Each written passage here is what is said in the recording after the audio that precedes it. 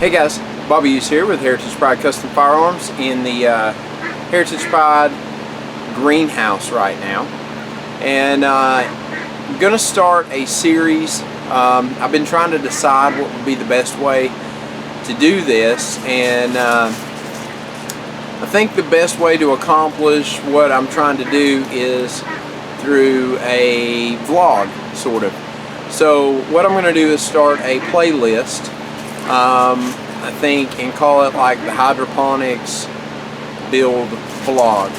So this will be vlog episode number 1, and I'm going to be talking to you guys about how I built my rail system table. So this vlog series will go all the way through the table. We'll talk about the different components, the rails, the how to make the rails, the pump, the tank, the science for pH and nutrients and everything. We'll just go through the whole process from start to finish. Now, I've already built the table, but you know, I've found that a lot of times the process of building it, there's not really much to see. I'm just mainly measuring and cutting boards and putting screws in wood. So I feel like you can get a better grasp of where I'm going if I build it completely and then show you what I did.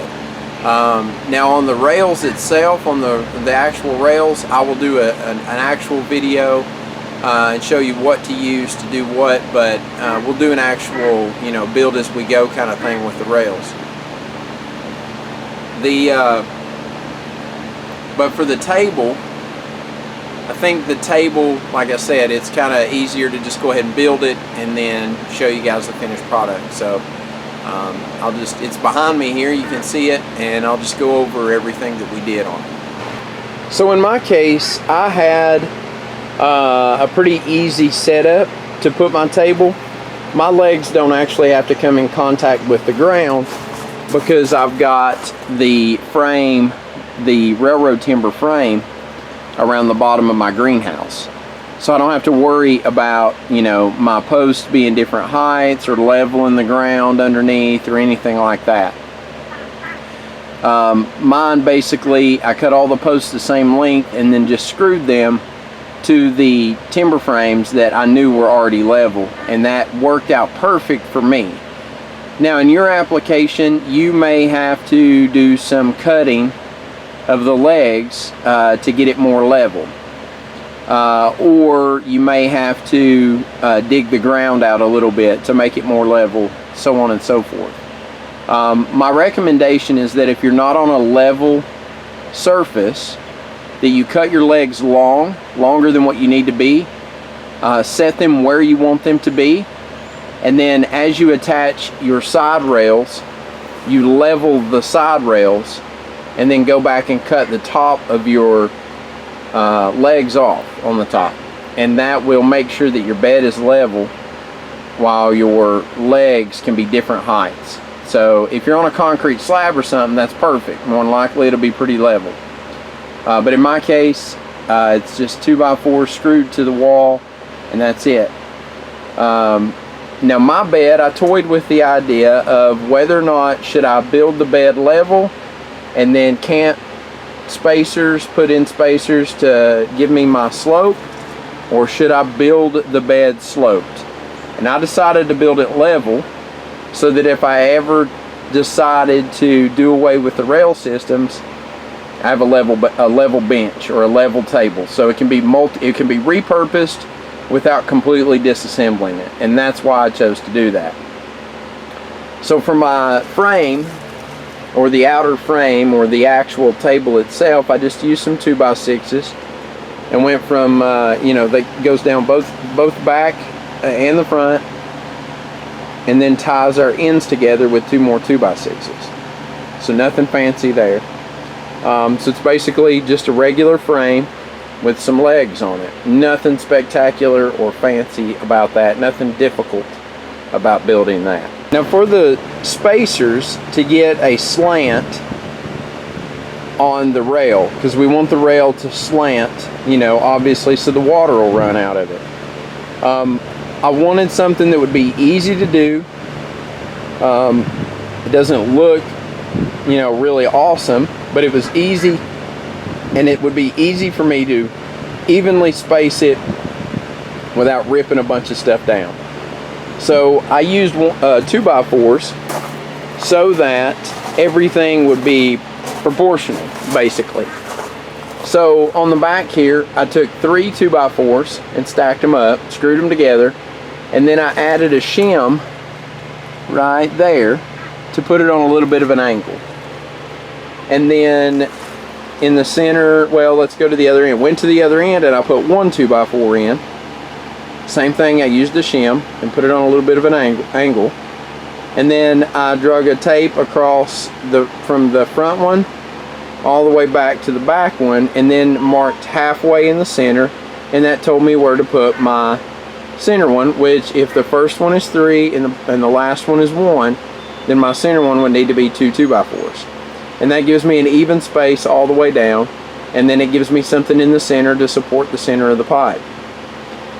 One thing that I've done, I looked at some different designs and different ways to actually set the rails on the table, and I saw some people that would make cradles out of timbers, and some people that would make they would take a jigsaw and cut a half moon in it to set the rail down in. And I really didn't want to go through all that trouble, and I really wanted something a little bit easier, something a little bit sturdier but easier, something a little bit more semi-permanent. So I sprung and bought some Unistrut. Now Unistrut can be purchased at any hardware store or any Lowe's or Home Depot or anything like that.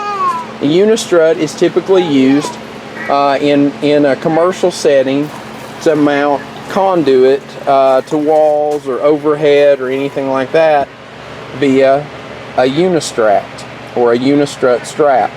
So the Unistrut or Unistrut strap is, the way it works is it's 2 pieces,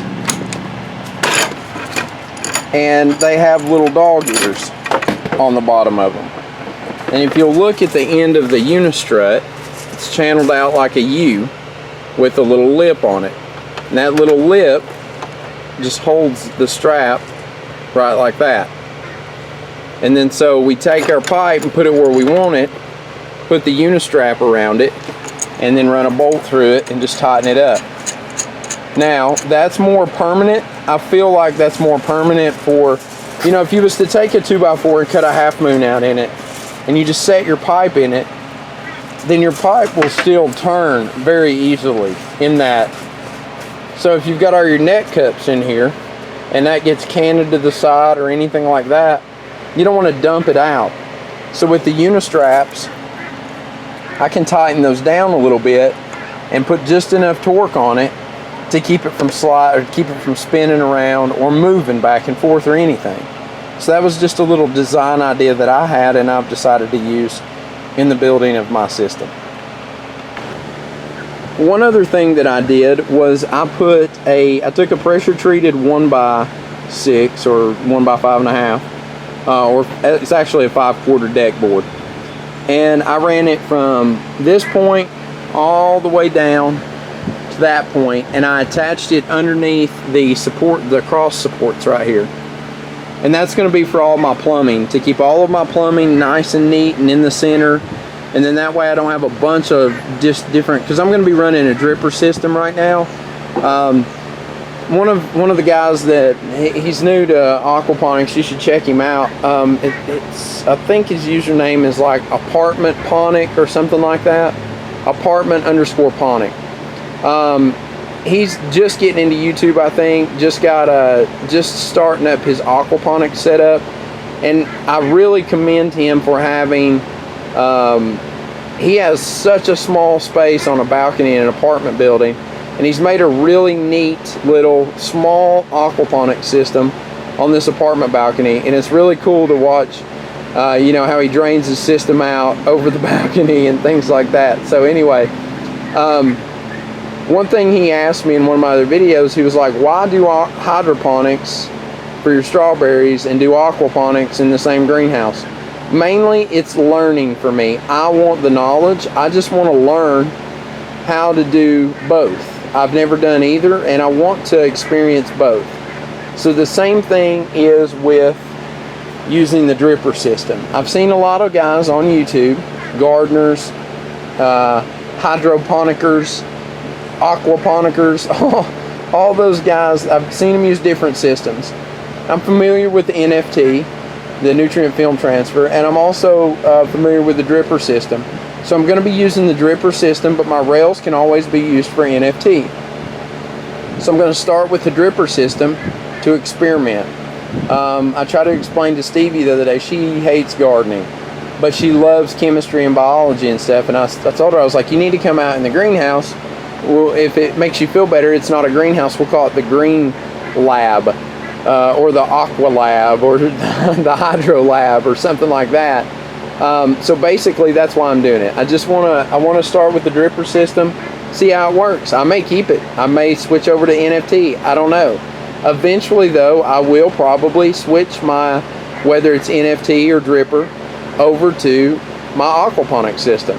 But for right now, I want to try the hydroponics and using the nutrients and stuff like that and see how it works. I just want to experiment, so that's why I'm doing it.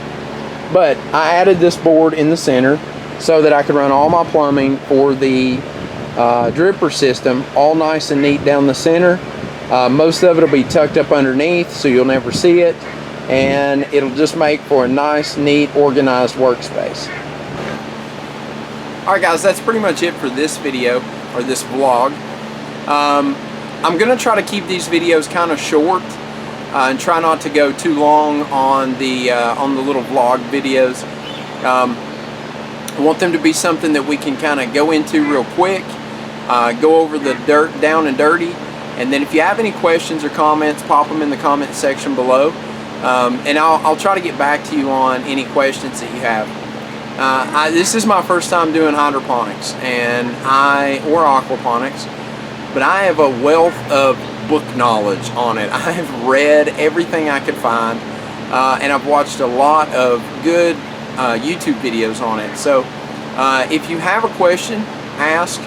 If I can answer it, I'll answer it for you. If not, then I will point you to someone who can answer it for you, or try anyway. So like I said, I'm going to try to keep these pretty short and sweet. Just get the meat and potatoes for you, and then we'll move on to the next one. So that's how I built my table or my stand. Keep in mind, you have the option to do however you want to do it. This maybe will give you an idea of how you can do yours if you're thinking about doing something like that, or maybe you'll just get some kind of idea from it. The unistrut idea, I haven't seen anyone else do that.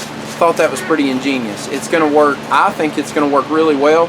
I can take the rails on and off very easily, but yet that will hold them in place very securely. So sorry about that little jump. Lola's in here sniffing around. But it'll hold it in place very securely, and it shouldn't have any problem with it rolling around or twisting or anything like that. So don't forget, questions, comments, leave them in the comments below. Don't forget to rate and subscribe, and check out any suggested videos or support the Heritage Pride Homestead in the little eye icon up top. You can also subscribe by clicking the little icon. I think it's right there somewhere. Anyway, you can go ahead and check that out if you're not subscribed. Until next time, get out there, shoot some guns, be safe, and most importantly, have fun. See you guys later.